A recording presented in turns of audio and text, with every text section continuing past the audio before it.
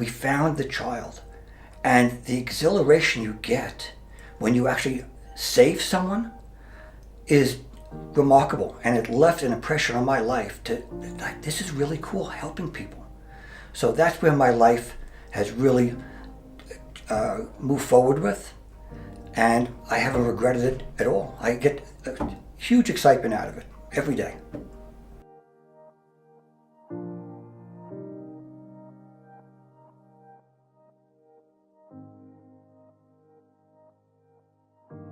Hi, my name is Zenka. I'm founder of LightNet, and my purpose is to expand what we believe is possible.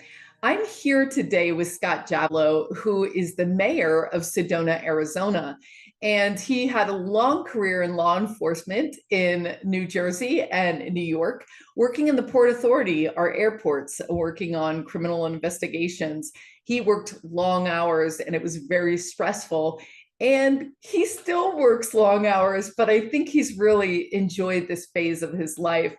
Over 14 years ago, he came to Sedona and just got involved. He started on the fire district board, the zoning commission board, the personnel board. He became involved. He rose to be vice mayor, and now he's mayor of Sedona. And he's got a great heart, and he is really working with all different walks of life, from the citizens to the different boards to moving everything forward as a team. So welcome, Scott Jablow. My purpose in life has always been to help people. So back in New York on Long Island, I was a police officer at Kennedy Airport for 31 years. And in 2010, I retired, moved to Sedona. And now here it is 14 years later, and I'm the mayor of Sedona. Well, I discovered my purpose years ago when I was a teenager. I was with a group of friends in the middle of a huge snowstorm, and one of our neighbors was missing her child. And looked all around nearby, and it was really before kidnappings were a big thing and, you know, all that kind of stuff. But all of my friends worked together with the police department to just walk the neighborhood to help find this child. I mean, what did we know? We were just kids, right? But we wanted to have a purpose, and we wanted to be helping people. So we actually found the child in a parking lot where somebody had removed a manhole cover. And I don't even remember, you know, all these years later where that cover was, whether it was off to the side. I actually took it. But the child was in the manhole, covered with snow. And just walking through a parking lot, we heard calling out for help. And we found the child. And the exhilaration you get when you actually save someone is remarkable. And it left an impression on my life to, like, this is really cool, helping people. So that's where my life has really moved forward with. And I haven't regretted it at all. I get a huge excitement out of it every day. I never even thought of that whole story until I got your list of questions. I said, wait a minute, how can I answer this? And it all came back. I mean, I was 15, 16 years old, and here I am, 68 years old. Hadn't ever thought of that, but your questions really brought back some good memories for me. Well, there were a lot of things that made it difficult to reach my goal of helping people. And back in 1978, 79, I had applied to different police departments. I didn't know anything. I mean, I went to college for law enforcement, so I had that college degree, but they don't teach you how hard it is to get in that field. Now it's a little bit easier because there's a big demand for it. But back then, it was very competitive. So I took many different tests, and then finally I took the tests for my department, and it was not easy at all. And then, of course, there's a physical agility, and then the psychological. They make it tough for you, and rightfully so.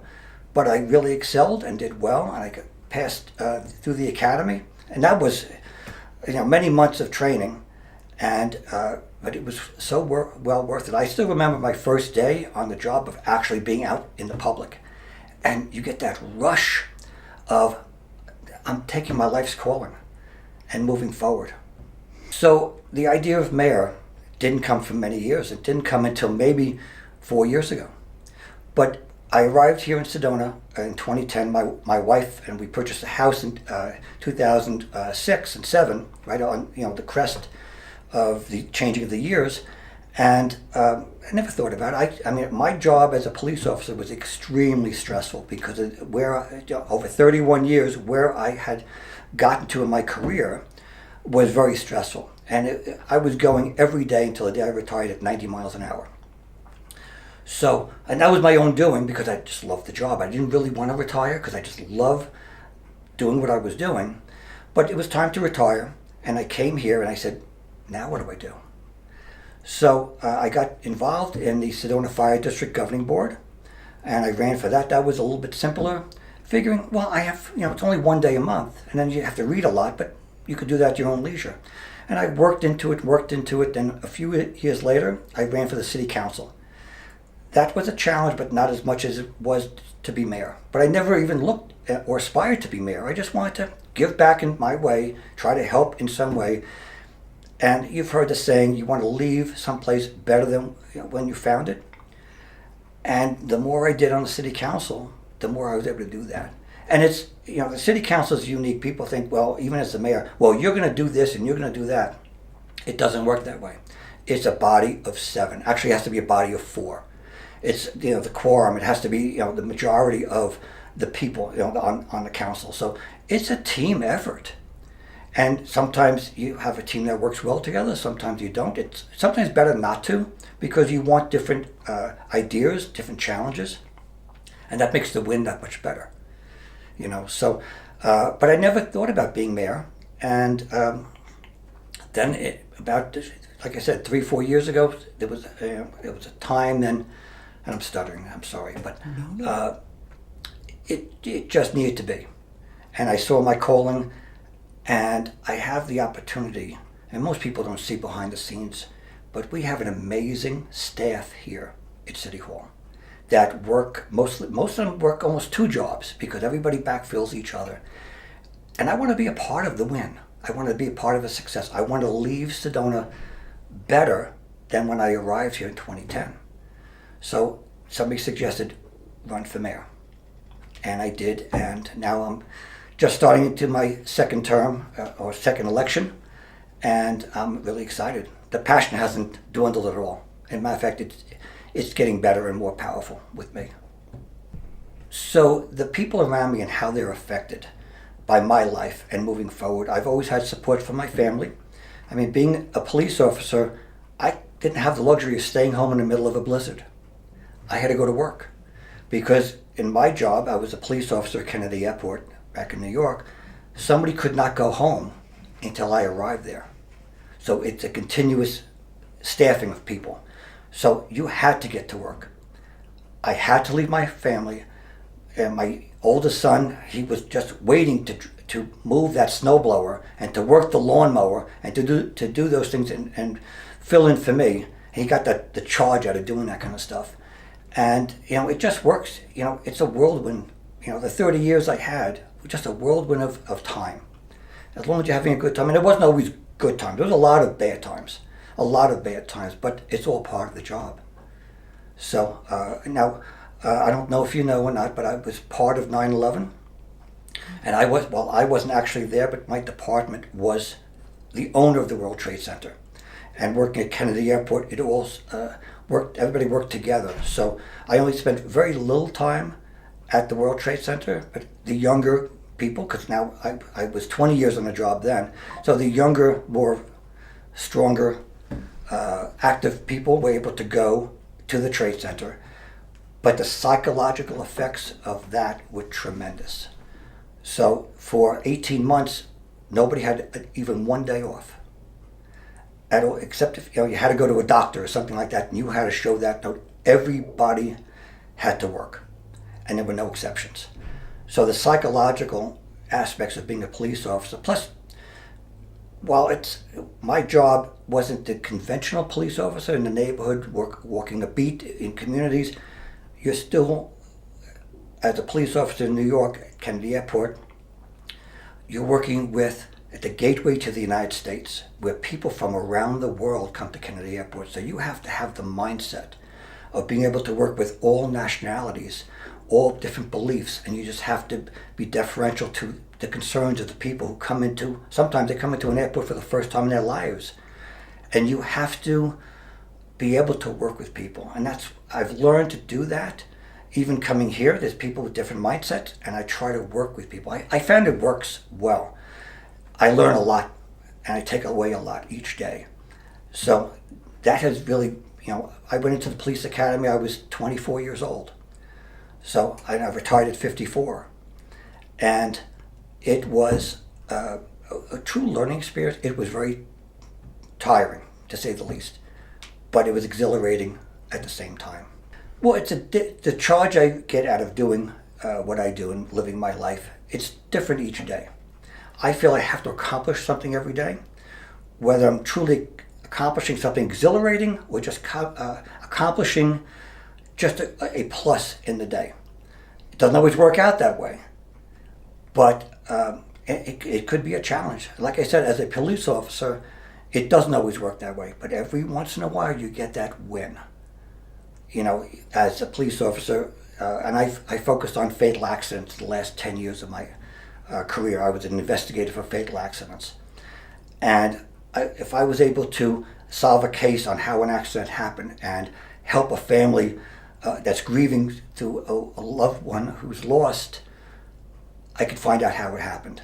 And their life is now enriched to some degree. Yes, it's still a loss, but now they have the answers to the questions. I still did something good for somebody. Everything I do, even as a patrol officer, I lost track of how many times I was part of a team that saved lives in either cardiac or car accidents. It doesn't happen every day. It may happen twice a year. But, I was part of that, saving a life. And when you see that, you see it on television all the time where they're doing CPR and all of a sudden the body stands up. It doesn't happen that way. But when you revive a body, and I think last I counted it was like 5 different people over 31 years. That's how rare it is. 5 people, and I don't know whatever happened to them. I don't know if they survived past that day, but they survived, even for one more day. And I had received a phone call from somebody once, years ago. This is bringing back such good memories, where somebody called me and said, "Thank you for helping to revive my father. He got to spend one more week with us until he finally passed." Again, it's a win. It's that charge. It takes you for those bad times. It helps carry you through those bad times. So, it is what it is, as they say. You take the little of good, and it helps accomplish the bad. So I don't know how people would find this spark in their lives to move forward till they know, even as a younger age, where they want to accomplish. But the best advice I can give to those people who are looking for that is open their mind, but don't close to little things.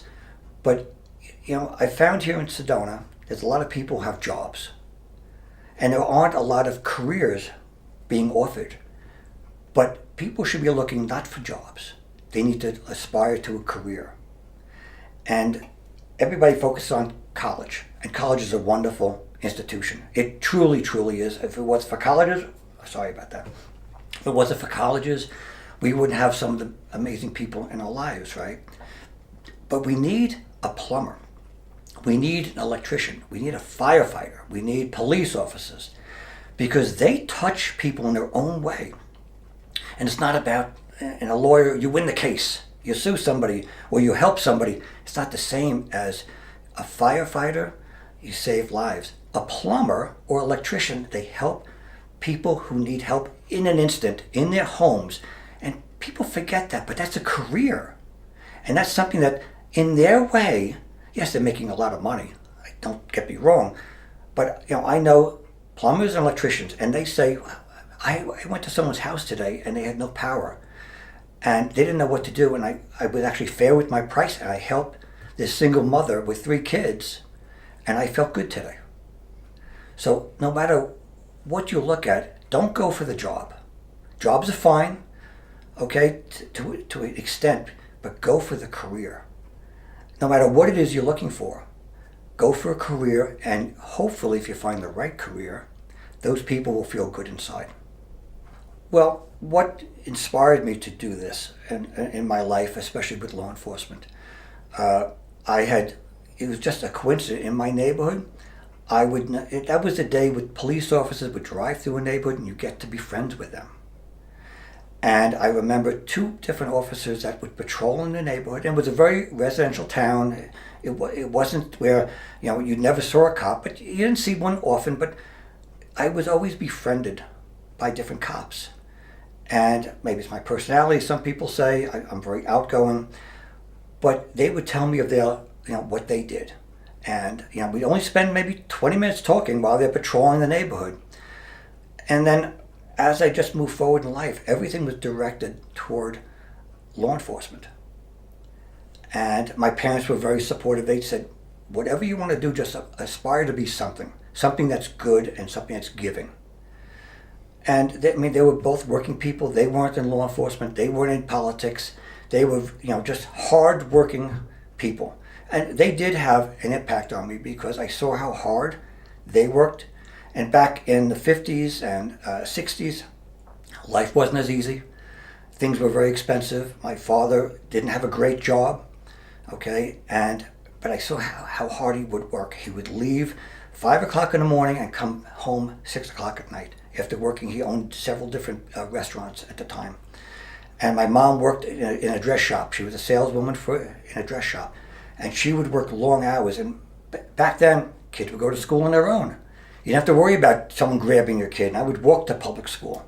But I saw that hard work. I remember something that my mother did. And she was not an outgoing person. She was more of an introvert. But she had a problem where she had purchased a desk chair. And it needed to be repaired. So she sent it back. And then you didn't have Amazon. You didn't have any, she had to put it in the car, take it to the shop to get the desk chair fixed. And she never got the chair back. She didn't get the chair back in a timely fashion. And she went and inquired why, and that business had gone bankrupt. And they shut the doors. And she fought for the stupid desk chair. It was a nice desk, it was leather, but it was just a chair. But my mother fought and got the chair back. And she says, this was just a repair. It's not something that I was going to purchase. I have a receipt for it. And she fought and she fought and she fought. And I was a little kid, maybe 8 or 9. And I watched her fight. And I do that now. As a cop, you have to fight to get where you want. It's not easy. Not a single day is easy. They could be fun, but they're not easy. But you have to fight to get where you want. To be, in city government, I'm fighting for the people. I'm listening to people, listening to the residents. And when there's a need, I'll fight. We change laws. We have state laws that affect our residents very badly. And we fight. I spend a lot of time down at the state capitol fighting. I don't give up. So that's how that's another way my family has supported me to get where I am today. Never surrender, never give up. You just can't. So not everybody finds their purpose and passion in their life because of their personality. Some people have that dream to aspire to, but maybe they don't have the tools in which to do it. Maybe it's their environment where they live. I want to be a rocket scientist, but their parents didn't help prepare them for that education. I mean, you're talking about a huge education. Maybe the parents couldn't afford it. Maybe the child or the person didn't have the educational skills, because not everybody can get to that level in their life. But there might be something holding them back. But if it's not a college education to be a rocket scientist, it's a trade. There's always some way to look, and people have to open their mind to, if it's not one thing. I know a close family friend of my wife's that was going to be a musician. And something happened and she couldn't do the job. She hurt herself and she could no longer work that musical instrument. But she aspired to, she went to school for it, she had a scholarship for it. And she couldn't do it anymore. And sometimes things come in the way. That's just static. And sometimes life takes a different course, and you have to just go with the direction you're going. But don't close your eyes. Just keep going. And hopefully, and not everybody has that mindset to do good. and to aspire to do good. Some people just want to float. Some people want to just take. I'm not a taker. The many people I've encountered over my life, they take. That's their mentality. That's the way they are. They won't change. But there's a lot of people who want to give. And that's the side of the lifespan that I'm at. You know, that corny saying, there's, no I in teams, right? And it's not. I mean, everything I do, I do things on my own. I'm very self-sufficient. But if you want to get the job done right, you have to work with other people. I mean, we have an amazing, like I said before, amazing staff here. But they're the specialists in what they do. I'm just guiding through the process to get the end result of an accomplishment for somebody. But I know what buttons to push and, which direction to go so that we can get the answers that somebody might need. Sometimes it works out, sometimes it doesn't. But it helps to have someone with the knowledge to navigate to get the best results.